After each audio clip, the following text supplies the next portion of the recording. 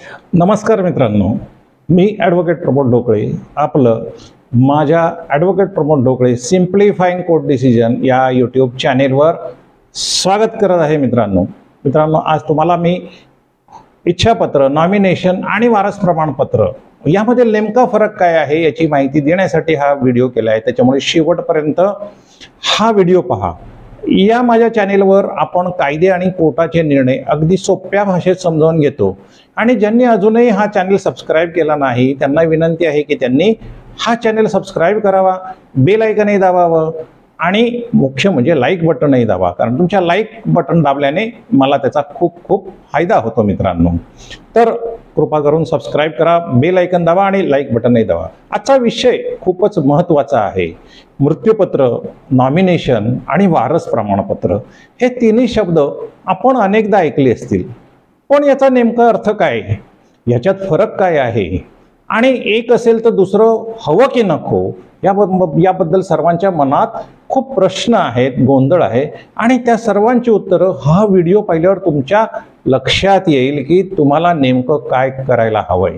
तर नॉमिनेशन का नाही आणि मृत्यूपत्र आणि वारस प्रमाणपत्राचा पर्याय केव्हा घ्यायचा, तर हे जे सगळं आहे हे इतकं महत्त्वाचं आहे आपल्या आयुष्यामध्ये की याच्यावर आपल्या संपत्तीचं सगळं व्यवस्थापन अवलंबून आहे। म्हणूनच हा विषय सोप्या शब्दात समजावून घेऊ।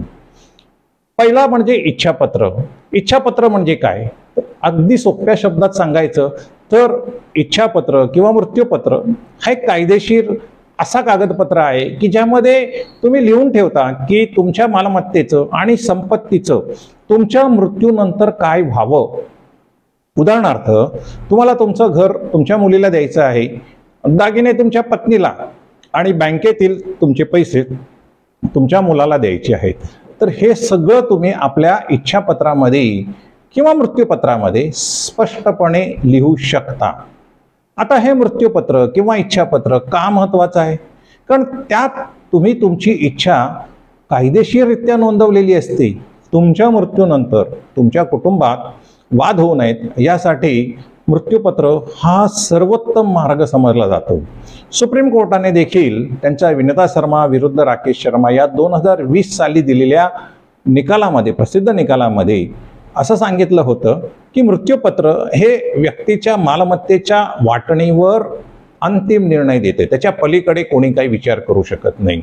जर ते कायदेशीर त्या वैध असेल इच्छापत्र किंवा मृत्यूपत्र तर ती त्याची अंतिम इच्छा समजली जाते आणि त्याचं पालन हे करावंच लागतं। म्हणूनच मृत्यूपत्र किंवा इच्छापत्र हे नीट लिहिणं आणि त्याची नोंदणी करणं हे खूप महत्त्वाचं आहे। लक्षात ठेवा, नोंदणी अनिवार्य नाही, तरीही ती करणे योग्यच ठरतं।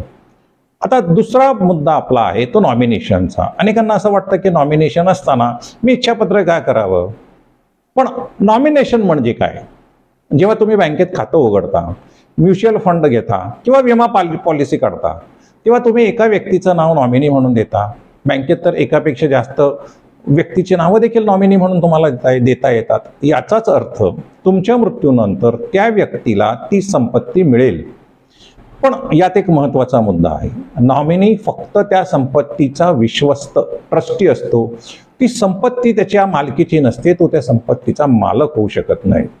सुप्रीम कोर्टाने सर्वजित सिंग विरुद्ध स्टेट बँक ऑफ इंडिया या 2013च्या खटल्यामध्ये स्पष्ट केलं की नॉमिनीला संपत्ती मिळते, पण ती नॉमिनी त्याचा खरा वारस होऊ शकत नाही। म्हणजेच नॉमिनीला ती संपत्ती खऱ्या वारसांना द्यावी लागते, जे इच्छापत्र किंवा कायद्याने खरे वारस ठरतात।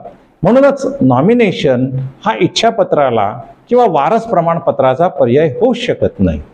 आता तिसरा जो मुद्दा आहे तो आहे वारस प्रमाणपत्राचा, ज्याला आपण सक्सेशन सर्टिफिकेट म्हणतो। तर वारस प्रमाणपत्र म्हणजे काय, जेव्हा एखादी व्यक्ती मृत्यूपत्र न करता मरण पावते तेव्हा कोर्टाकडून वारस प्रमाणपत्र मिळवावं लागतं। हे प्रमाणपत्र सांगतं की कोण कोणत्या संपत्तीचा खरा वारस आहे आणि जो मृत झाला आहे त्याचे हिंदू वारसा हक्क कायद्यानुसार कोण कोण वारस आहे हे कोर्ट सांगतं ह्या वारस प्रमाणपत्रात।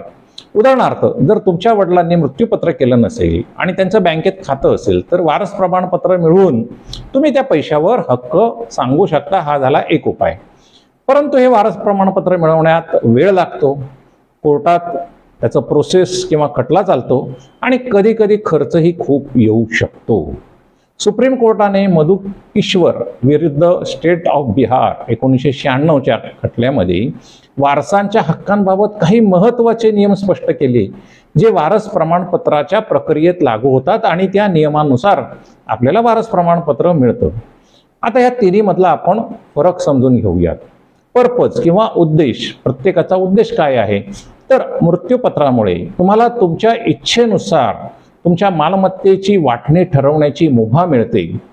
नॉमिनेशन फक्त बँक, विमा आणि म्युच्युअल फंड यासारख्या विशिष्ट संपत्तीसाठी एखाद्या व्यक्तीची विश्वस्त म्हणून नियुक्ती करता येते, त्याला नॉमिनेशन म्हणतात. आणि वारस प्रमाणपत्र हे कोर्टाकडून मिळतं जेव्हा इच्छापत्र नसतं, मृत्यूपत्र नसतं आणि वारस कोण ठरवायचं, तर त्यावेळेला हिंदू वारसा हक्क कायद्याप्रमाणे त्या वारसांनी कोर्टाकडे गेल्यास त्यांना वारस प्रमाणपत्र मिळतं. दुसरा मुद्दा आहे कायदेशीर बंधन. इच्छापत्र हे कायदेशीररित्या बंधनकारक आहे. जर इच्छापत्र योग्य पद्धतीने लिहिलं असेल आणि बरोबर असेल तर. नॉमिनेशन बंधनकारक नाही. नॉमिनीला संपत्ती खऱ्या वारसाने ही द्यावीच लागते.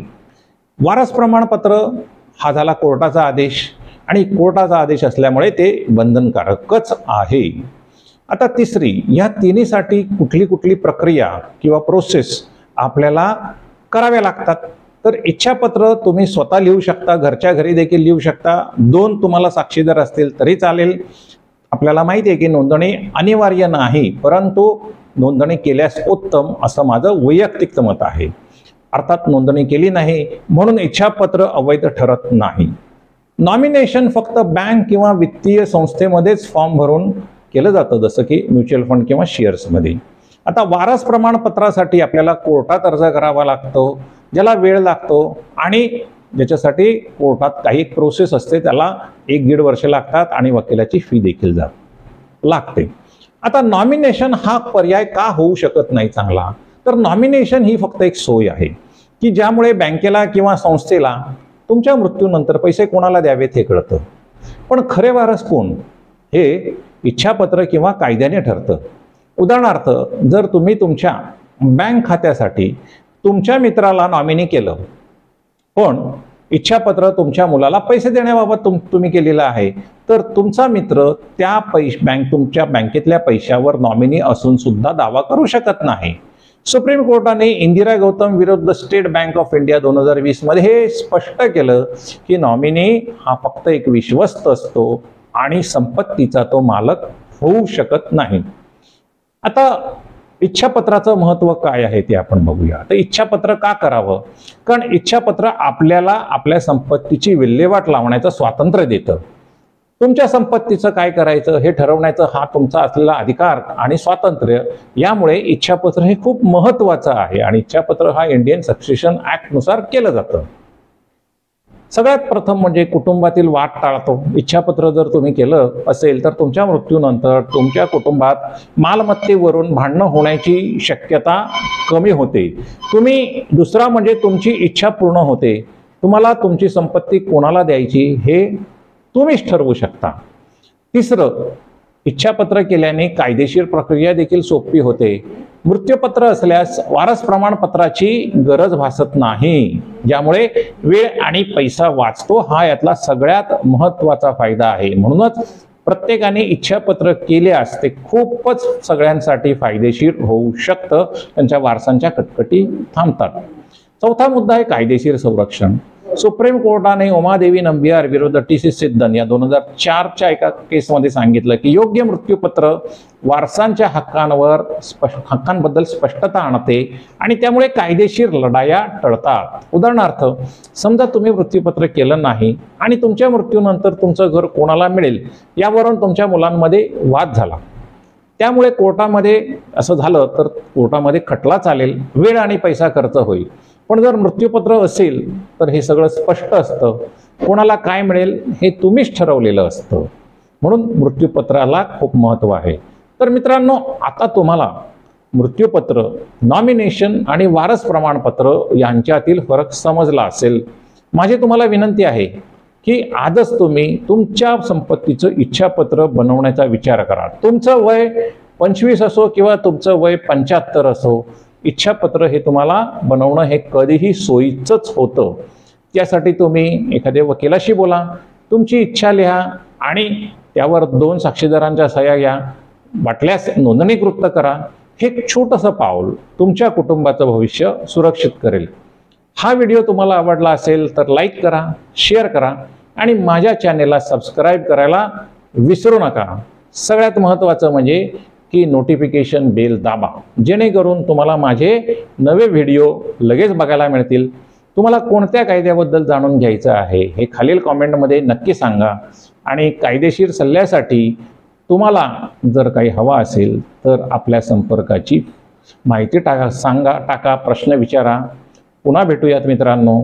मला आशा आहे की कायद्याचं ज्ञान आपल्या सर्वांना सशक्त बनवतं। तसंच आजच्या या व्हिडिओमुळे तुम्हाला मिळालेल्या माहितीमुळे तुम्हाला तुमच्या संपत्तीचं व्यवस्थापन करणं हे सोपं जाईल। काही महत्त्वाचे तुम्हाला गोष्टी कळल्या असतील तर अशाच महत्त्वाच्या गोष्टी कळण्यासाठी पुन्हा भेटूयात एखाद्या नव्या विषयासह।